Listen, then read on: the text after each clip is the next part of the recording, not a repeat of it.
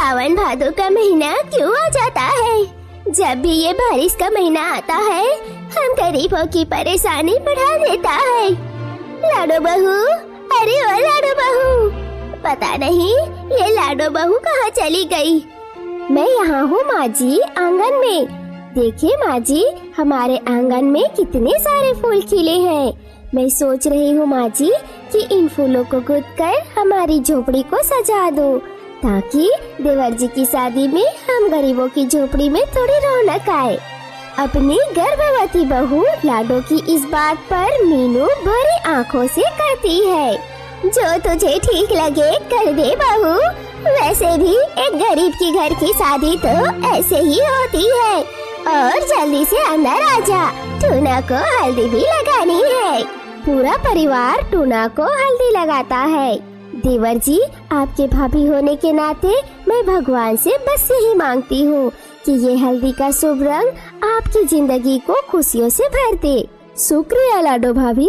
लाडो के बाद उसके परिवार के सभी चिड़िया टूना को हल्दी लगाते हैं। तभी लाडो के ससुर आ जाते हैं। अजी, सभी को शादी का न्योता दे आए आप।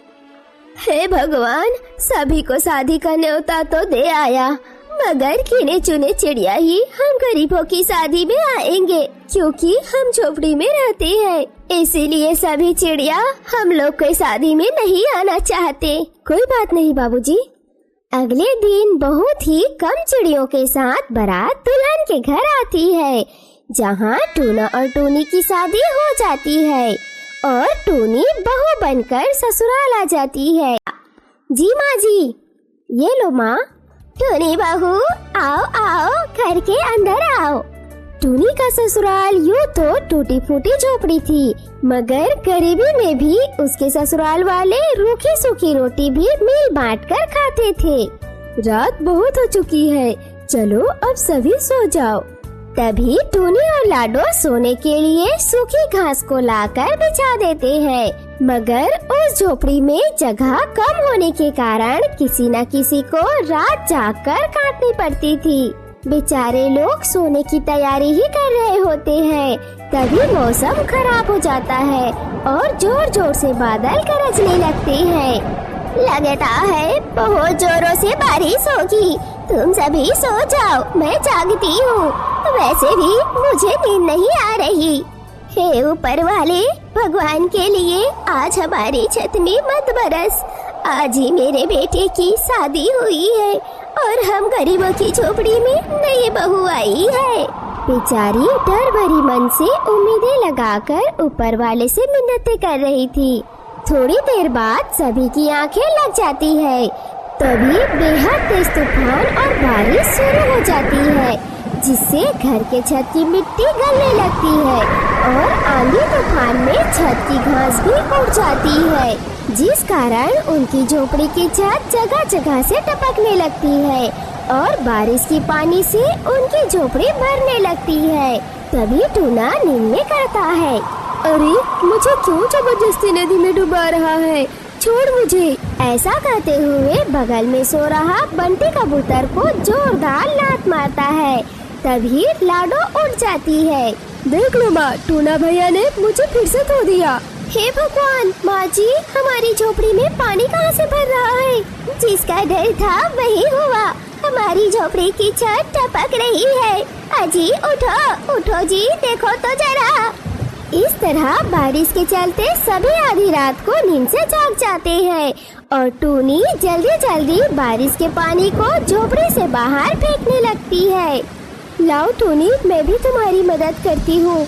नहीं लाडो भाभी, आप माँ बनने वाली हो, बस एक तरफ बैठ जाइए, मैं कर लूँगी। बारिश का पानी साफ करते हुए रात से सुबह हो जाती है और अब बारिश भी थम जाती है। बारिश थम गई है, चल भाई काम पर चलते हैं। आज हमें उस घर को बनाकर पूरा करना है और छबाई भी करनी है, नहीं तो कालू सेठ हमें काम से निकाल देगा और 2 वक्त की रोटी कमाने में भी आफत आ जाएगी। टूना जी रुकिए, मैं चाय बना देती हूँ। टूनी चाय बनाकर दोनों को दे देती है। टूना और बंटी कबूतर ज्यादा पढ़े लिखे नहीं थे, इसीलिए 2 वक्त की रोटी कमाने के लिए दिहाड़ी मजदूरी का काम करते थे। दोनों भाइयों ने अब तक न जाने कितने घर और फैक्ट्रियां बना चुके थे, लेकिन अपने परिवार के लिए पक्का घर नहीं बना सके। बस थी तो सिर छुपाने के लिए टूटी फूटी झोपड़ी। वही कुछ समय उन्हें बेरोजगारी के धक्के भी खाने पड़ते थे। दोनों भाई काम पर जाकर काम करते, तभी अचानक फिर से जोरों से बारिश शुरू हो जाती है। उन दोनों को बार बार उनकी कच्ची झोपड़ी की चिंता सता रही थी। बंटी, तू देख रहा है भाई, बारिश कितनी जोरों से हो रही है। कहीं हमारी झोपड़ी टूट न जाए, वरना हमारी पत्नियां, माँ बाबू बेघर हो जाएंगे। भैया, मेरे पास एक रास्ता है। हम यहाँ से थोड़ी सीमेंट चुरा कर घर ले चले और झोपड़ी की छत को पक्का कर ले। छत छिन जाने के डर से टूना और बंटी एक बोरी में सीमेंट भरने लगते हैं। तभी कालू सेठ उन्हें चोरी करते देख लेता है। अरे बेईमान कामचोर, कालू सेठ से होशियारी है। ये सीमेंट की चोरी तुम दोनों को बहुत महंगी पड़ेगी। अरे ओ, बाहर फेंक दो इन दोनों को, अब तुम्हें 1 रुपया भी नहीं मिलेगा। और अगर आज के बाद यहाँ दिखाई दिए ना, तो तुम दोनों के टांगे तोड़वा कर कबाब करवा दूंगा। ऐसा मत करो सेठ, ऐसा मत करो, हमारी मेहनत मजदूरी दे दो। कालू सेठ उनकी एक नहीं सुनता और मार पीट कर उन्हें भरी बारिश में सड़क पर फेंक देते हैं। वहीं दूसरी तरफ बारिश के चलते टूनी की झोपड़ी का छत टूट जाती है। बेचारी मीनू चिड़िया छत पर चढ़कर जैसे तैसे झोपड़ी ठीक करती है, लेकिन कच्ची छत बारिश की मार सह नहीं पाती और उनकी झोपड़ी पूरी तरह से ढह जाती है। दोनों भाई घर वापस आते हैं तो देखते हैं कि सभी बारिश में भीग रहे होते हैं। टूना जी, आप आ गए। देखिए ना, हम बेघर हो गए, हमारी झोपड़ी टूट गई। क्यों ऊपर वाले, क्या लिखा है तुमने हम गरीब की किस्मत में? पहले तो हम दोनों भाइयों की रोजी रोटी छीन ली और अब हमारी छत भी छीन लिया। अजी, क्या कह रहे हैं आप? लाडो, हमारा काम छूट गया। बंटी कबूतर सभी को सारी बात बताता है।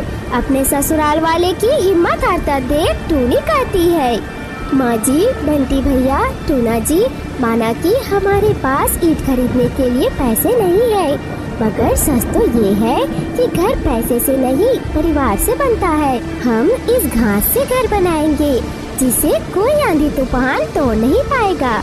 टूनी की बातें उनके गरीब ससुराल वालों की हिम्मत को नए हौसले से भर देती है। माँ जी, आप लाडो दीदी के पास ही रहिए। टूनी बारिश में भीगते हुए झोपड़ी बनाना शुरू करती है। वहीं टूना और बंटी मजबूत लकड़ियों से पिलर बनाते हैं। आंधी तूफान जैसे बार बार घास फूस को बिखराकर उन गरीबों के हौसलों को तोड़ने की कोशिश करती है। रह कर बिजली चमकती और बादल गरजते, मगर सुबह से रात होने तक बारिश में भीगते हुए तीनों झोपड़ी बना लेती है और झोपड़ी के चारों ओर तिरपाल बांध लेते हैं, जिससे बारिश की एक भी बूंद उनकी झोपड़ी में नहीं आती। माँ जी, बाबूजी, लाडो दीदी, चलिए सभी झोपड़ी के अंदर चलिए।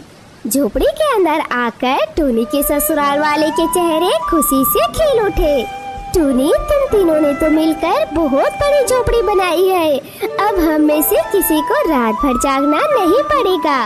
सुना था कि बहुएं ससुराल के घर आंगन में लक्ष्मी का रूप बनकर आती है, मगर टूनी बहू, तुझे देखकर ऐसा लग रहा है जैसे हम गरीबों की झोपड़ी में ऊपर वाले का भेजा कोई फरिश्ता हो। वरना जब हम बेघर होकर सड़क पर आ गए थे तो तू अपने घर भी जा सकती थी। माँ जी, मैं इस घर की बहू हूँ और बहू का संसार उसके ससुराल से ही तो होता है। और विदाई के वक्त पिताजी ने कहा था, शादी के बाद ससुराल का सुख दुख बहू का भी सुख दुख होता है। टूनी की बातें उनके ससुराल वालों की दिल छू लेती है और वे सभी अब एक साथ खुशी खुशी रहते हैं।